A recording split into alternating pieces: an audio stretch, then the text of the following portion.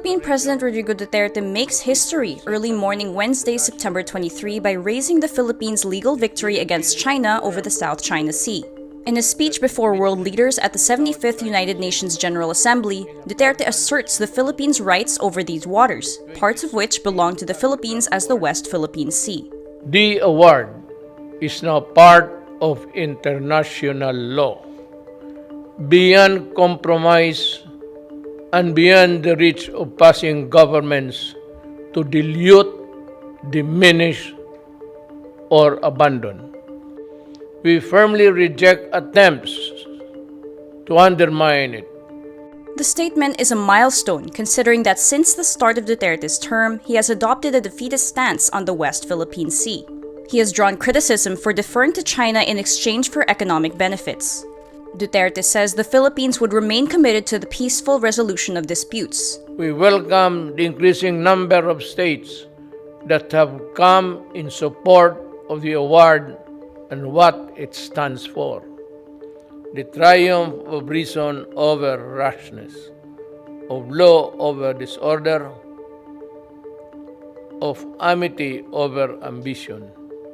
This, as it should, is the majesty of the law. Duterte's strong statement against China is praised by retired Supreme Court Justice Antonio Carpio, who hopes more action by the Philippine government will follow the president's remarks. Former Foreign Secretary Albert Del Rosario also says, quote, "We deeply thank you, Mr. President, for defending what is ours." Senator Ping Lacson says Filipinos, regardless of their politics, should feel proud having heard Duterte's strong and unequivocal position on the West Philippine Sea issue. Senator Ralph Recto meanwhile commends the team who wrote the president's speech and says Duterte should speak with the same degree of clarity when addressing the country.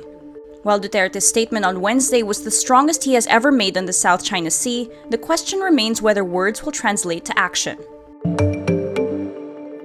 Former House Speaker Pantaleon Alvarez tags the coronavirus pandemic response of President Rodrigo Duterte as a failure. Duterte is a longtime ally and party mate of Alvarez in the ruling PDP Laban.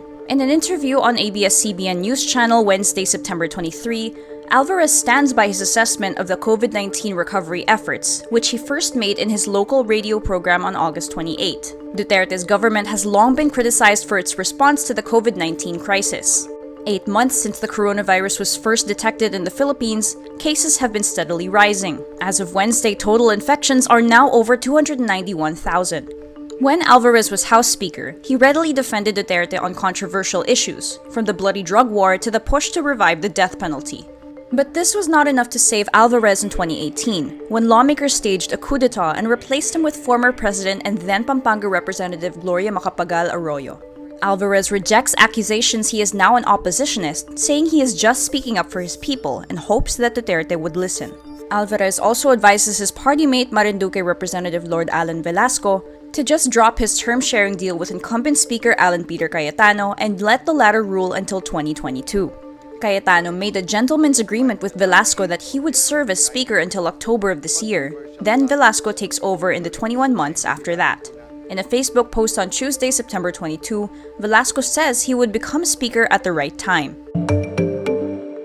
Ombudsman Samuel Martires implements a string of policies protecting public officials, moving to stop lifestyle checks and adopting a system that will have a less criminal treatment of corruption cases. At the Office of the Ombudsman's budget hearing Tuesday, September 22, Martires appealed to the House of Representatives to restore his office's 2021 budget to the originally proposed 4.6 billion pesos. The budget department cut it down to only 3.36 billion pesos. This is the latest in a series of reforms in the Office of the Ombudsman that favors public officials. Martires earlier imposed a rule where the Office of the Ombudsman will no longer elevate a case to the Supreme Court once it loses at the lower courts. Recently, he restricted public access to the statements of assets, liabilities, and net worth or SALN, saying SALNs had been weaponized. Martires says there are far too many public officials prosecuted criminally for small cases, such as failure to liquidate. Martires calls this a, quote, form of harassment against a government official. The Ombudsman says public officials who missed deadlines for liquidating their expenses often got around to accomplishing the tasks anyway, but by then, political foes already use audit reports against them. Martires asks, if an official handles his money well and is able to buy an expensive car, why should we meddle in their lives? Lifestyle checks are supposed to be triggered when an official's lifestyle seems to be beyond his income. Facebook removes 2 networks from the Philippines and China for violating its policies on coordinated inauthentic behavior. In a blog post on Tuesday, September 22, Facebook's head of security policy Nathaniel Glacier says the removal was due to the behavior of the networks and not the content of the posts made. Facebook says the removed Philippine network had links to the Philippine military or police. The military and police issue separate statements denying any link to the accounts. The Philippine network was made up of 57 Facebook accounts, 31 pages, and 20 Instagram accounts with coordinated inauthentic behavior focused on a Philippine audience. The Filipino network was posted in English and Filipino about local news and events including domestic politics, military activities against terrorism, the anti-terrorism bill, criticisms of communism, youth activists and the opposition, the Communist Party of the Philippines, and its military wing, the New People's Army. Meanwhile, the Chinese network's activity focused primarily on the Philippines and Southeast Asia more broadly, and also on the United States. Facebook added to the clusters of connected activity used fake accounts to pose as locals in the countries they targeted. The network liked and commented on other people's posts about naval activity in the South China Sea, including US Navy ships. This campaign tried to hide its identity and location using virtual private networks or VPNs.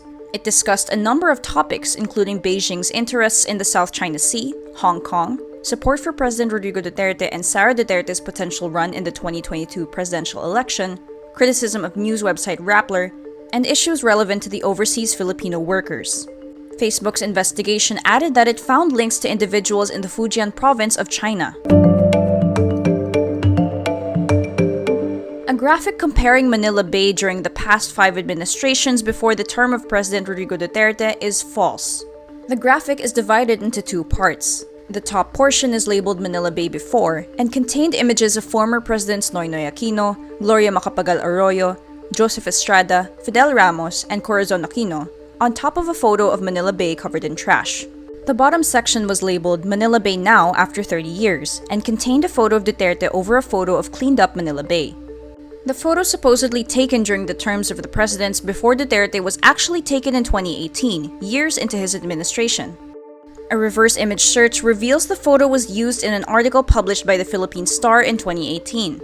Earlier, Rappler also fact-checked another claim that made use of the before photo, which misrepresented it as one taken during the term of former President Noynoy Aquino. The white sand beach has drawn criticism for its use of dolomite, which experts say may be hazardous to health.